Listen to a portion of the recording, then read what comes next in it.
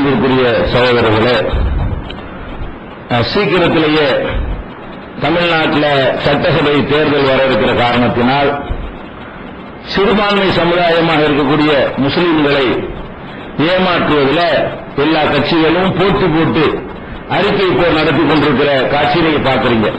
நாங்களாம் சிறுபான்மைக்கு அதை செஞ்சோம், நாங்களாம் சிறுபான்மைக்கு இதை செஞ்சோம் என்று அறிக்கை போர்கள்லாம் நடக்கிறது.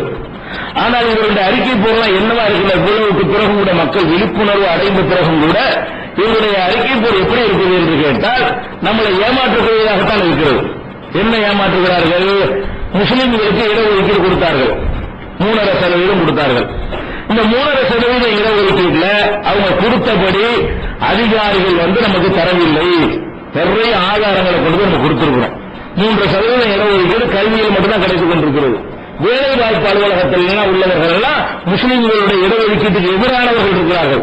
கல்லூரியுடைய வேலை வாய்ப்பு கல்லூரி நிர்வாகம் பார்க்கிற காரணத்தினால அவன் பயந்துகிட்டு இந்த 3 இருக்கான்னு பார்த்து நினைக்கிறான். அந்த கல்லூரி நிர்வாகம் தனித்தனியா இருக்கிறதுனால அதுல எல்லாம் இந்த 3 கிடைச்சிருக்கு. மெடிக்கல்ல ஓரளவுக்கு பறக்கத்தா இடம் கிடைத்திருக்கிறது, என்ஜினியரிங்ல முஸ்லிம் மாணவர்களுக்கு இடம் கிடைத்திருக்கிறது.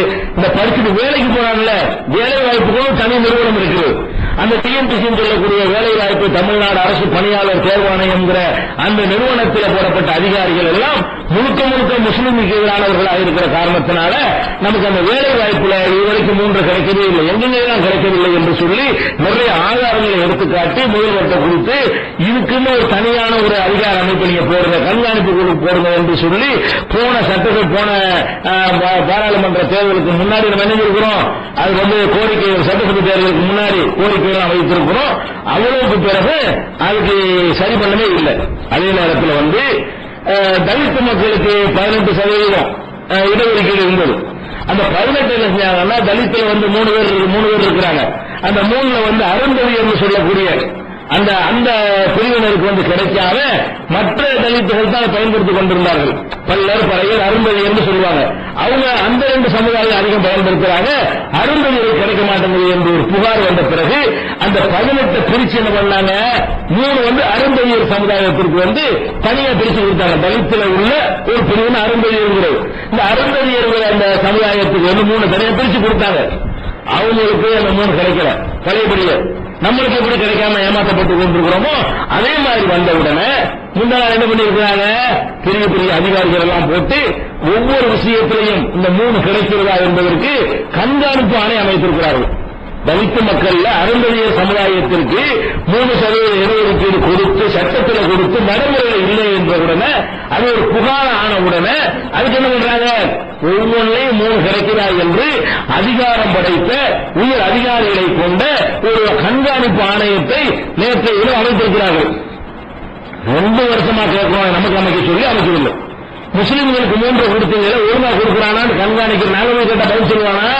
அதுக்குள்ள அதிகாரம் படைத்த ஒரு அமைப்பு இருந்தா என்ன செய்வான், அவனும் கேட்பான், என்னடா 3 எங்கடான்னு கேட்பான். ஒவ்வொரு நியமனம் பண்ணும் பொழுதும் முஸ்லிம்களுக்கு 3 கிடைக்கிறான்னு கண்காணிப்பான். அந்த கண்காணிக்கக்கூடிய ஆணை அமைங்க என்று சொல்லி நம்ம சமுதாயத்தின் சார்பாக பல கோரிக்கைகள் மனு கொடுத்து பல மீட்டிங்களில் பேசி பல கண்டனங்கள் தெரிவித்து பல இயக்கங்களை சேர்ந்தவர்கள் கோரிக்கை வச்சு எங்களுக்கு இடஒதுக்கீடு அநீதி இழைக்கப்படுது, 3% கிடைக்கவில்லை, வேலை வாய்ப்புகளை திட்டமிட்டங்களை புறக்கணிக்கிறார்கள் என்று சொன்ன பிறகும் கூட நமக்கு கண்காணிப்பு ஆணை அமைக்காம இன்னைக்கு அறிக்கை விட்டுருக்காங்க. என்ன அறிக்கை விட்டுருக்காங்க, நாங்களாம் காகித மளிப்பு போறோம், மழை போய் காகித மளிப்பு போர்வை போத்தணும், நீங்க அதுக்கு லீவு விட்டோம், இது போறீங்களே யாரு கேட்டவன்ட்ட கேட்டது செய்ய. அருந்ததிய சமுதாய மக்களுக்கு தேவையானதை செய்யறீங்க, எங்களுக்கு மட்டும் போர்வையா, எங்களுக்கு மட்டும் மீனாதுல லீவா, எங்களுக்கு என்ன வேணும், இடஒதுக்கீடு கொடுத்தியா ஒழுங்கா கொடுத்தியா, கொடுக்கறேன்னு 2 வருஷமா சொல்றோம்ல. இதைத்தான் அருந்ததிய மக்கள் சொன்னாங்க. அவங்க சொன்னார்கள்னா உடனே சரி பண்றீங்க, நாங்க சொன்னா சரி பண்ணலன்னு சொன்னா முஸ்லிம் சமுதாயத்தை ஏமாறி நினைக்கிறீங்கன்னு அர்த்தம். தேர்தல் நேரத்தில் அறிக்கைகளால் எங்களை ஏமாற்ற நினைத்துக் கொண்டிருக்கிறார்கள். கவனமாக இருக்க வேண்டும். முடியுமானால் உங்களுக்கு சக்திக்கு ஏற்றவாறு என்ன செய்யணும், தந்திகள் மூலமாக இந்த மாதிரி எங்களுக்கும் தனியாக கண்காணிப்பு ஆணை அமைக்க வேண்டும். அருந்ததியருக்கு ஒரு நீதி, முஸ்லீமுக்கு ஒரு நீதியா என்று அவர்களுக்கு முடிந்த அளவுக்கு என்ன செய்யணும், இது அரசாங்கத்துடைய கவனத்திற்கு கொண்டு செல்ல வேண்டும். இப்படி எல்லாம் ஏமாற்றணும் என்று வார்த்தைகள்ல மயங்கி விடக்கூடாது. நம்முடைய உரிமைகளை கண்காணிப்புகளையும் பெறுவதையும் விழிப்புணர்வோடு இந்த சமுதாயம் செயல்பட வேண்டும். அப்படி செயல்படக்கூடிய நன்மக்களாக அல்லாஹ் நம் அனைவரையும் ஆக்கி அருள்வானாக. அஸ்ஸலாமு அலைக்கும்.